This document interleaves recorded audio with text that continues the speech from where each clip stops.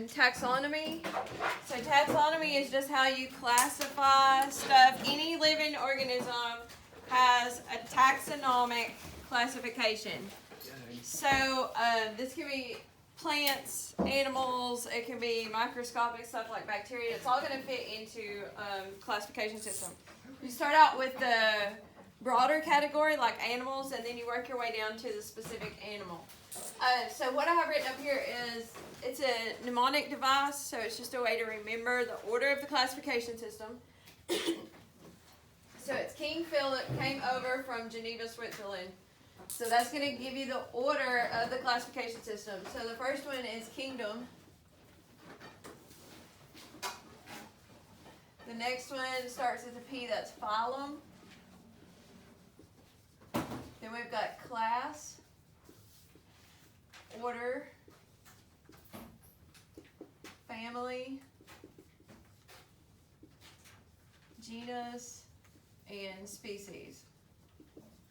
So the King Philip came over from Geneva, Switzerland is just to help you remember the order of classification. So kingdom, phylum, class, order, family, genus, species.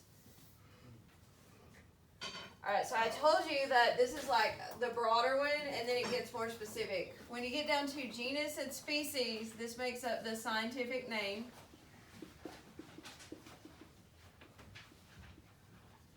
So if we're talking about I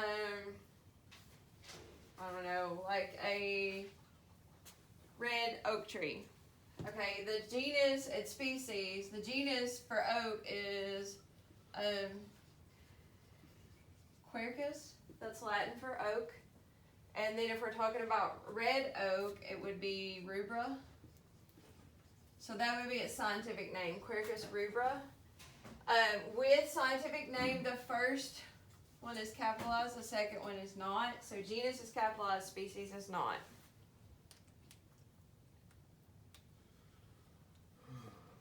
So let's see if somebody can look up a classification. So let's think of an animal. What animal you want to do? Tiger. Tiger. All right. So if we're looking up tiger, somebody look up tiger classification or tiger taxonomy. So tiger taxonomy or tiger classification. Look it up on your computer. Panthera. That's Spanish. Is it Panthera? Mammal, no. This is Panthera. Okay. Well, does it give you all these down through here? We know Yeah. a tiger is a what? Animal. Animal. So kingdom. The cat.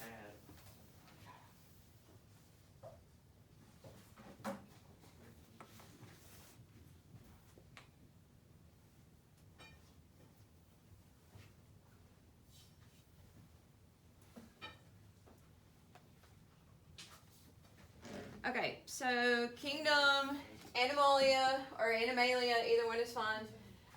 Phylum for it is Chordata. So it's saying it's an animal. Phylum is Chordata, which if it's a chordate, that just means that it has a backbone. So it's just saying it's an animal and it has a backbone. Okay, so then the class of it is Mammalia. What does that mean? Mammal. Yes, it's a mammal. So what does that mean? It has fur or hair in it, breathes air in it. It doesn't like Normally It's hot would blooded. be applied for Yeah, it has fur. It's warm-blooded. It has live birth. Except for Produces milk. Huh? Except for platypus. Does it have eggs? All right. Order for it is Carnivora. What does that mean?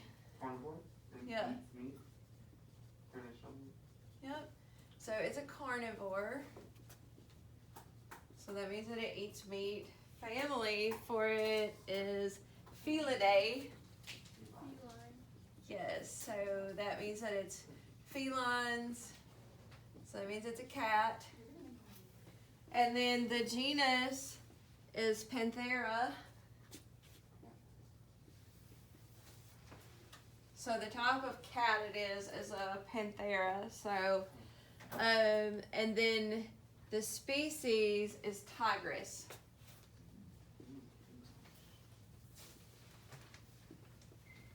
So we started out with a broad category. We said it's an animal. We narrowed it down and said it's a chordate, so it has a backbone. We narrowed that down and said that it's a mammal. Then we narrowed it down and said it eats meat. It's a cat. It's a panther. And then it's more specifically a tiger. So the scientific name for this would be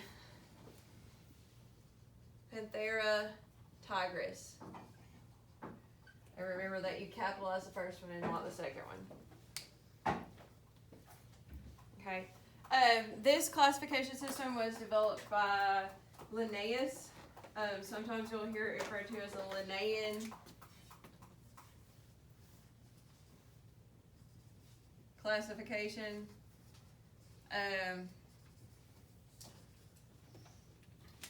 So Linnaeus developed it. He got all these categories.